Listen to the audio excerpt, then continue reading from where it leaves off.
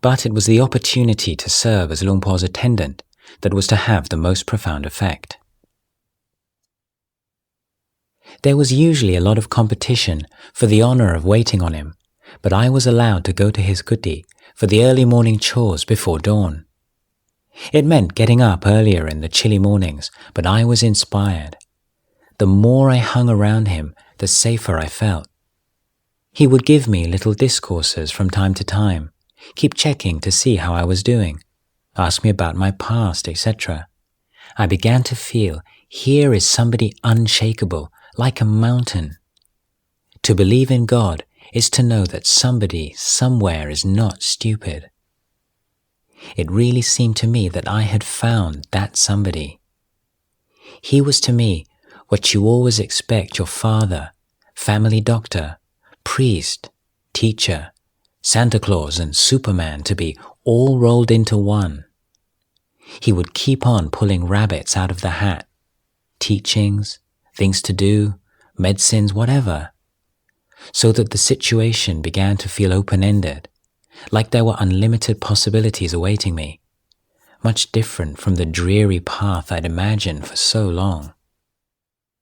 So in the morning, I would boil water and bring hot and cold water for him to wash his face. When he came downstairs, I would give him the water and kneel there with a towel, while one of the novices took his false teeth to clean them. Usually he'd walk around with the towel afterwards and let me follow, until he finally gave it to me to hang up. His robes would be made ready to put on for alms round, but first he would check things out at his kuti, throw some rice to the wild chickens, sit down and talk, drink tea. Occasionally, a couple of nuns would come at this time to discuss something. It was always interesting to watch the local monks and nuns when they came to see him. They spoke to him with the utmost deference, almost as if they were terrified of him.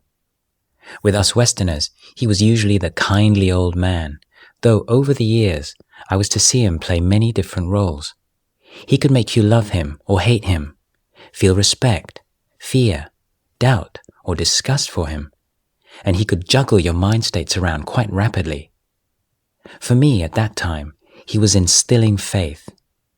Those early morning scenes were especially effective. The wat was almost empty, most of the monks having left earlier for the other alms round routes, and we were limited to about 15 minutes before we had to go. So the situation felt intensified. Despite the fact that it was so funny to see the great man sitting there with all his teeth out, all of a sudden looking like a little old Ukrainian grandmother. In the afternoons, after sweeping his kuti, emptying his spittoon and so on, I would sit down for a while to listen as he spoke to whoever was there, sometimes to talk or maybe be given a cup of tea, but mostly just to be there. After the guests were gone, he took his bath. With a few of us helping him, holding his towel, taking his robe, offering the dry bathing cloth, washing his back and feet, cleaning his sandals. As Venerable Varapanyo became more settled and confident, Luang Por started to use him as a figure in his teaching stories.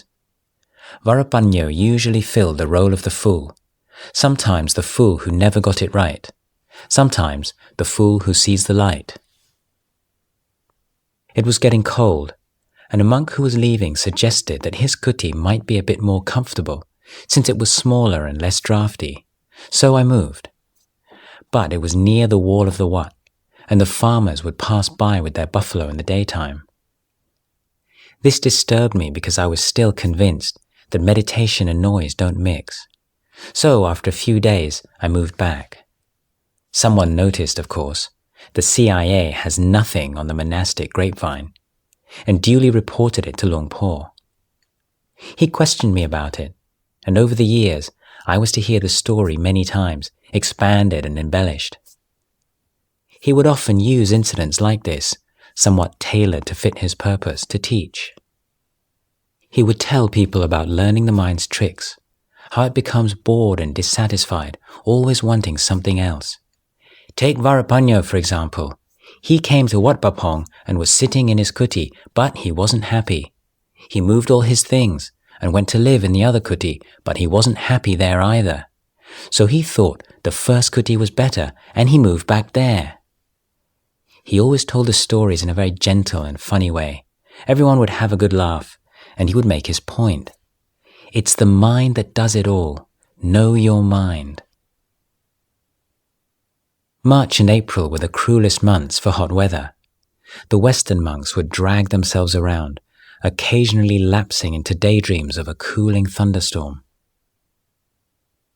The heat was a torment with the fatigue and discomfort it brought me.